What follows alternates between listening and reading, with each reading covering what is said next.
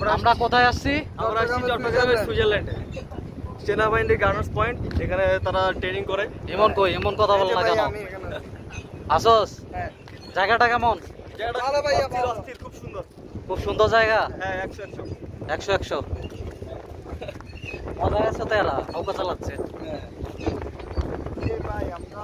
খুব সুন্দর একটা জায়গা। আমরা সবাই মিলে চলে আসছি গার্নার্স পয়েন্ট, সেনানিবাস ফায়ারিং রেঞ্জ, চট্টগ্রাম হালিশহর সেনানিবাস।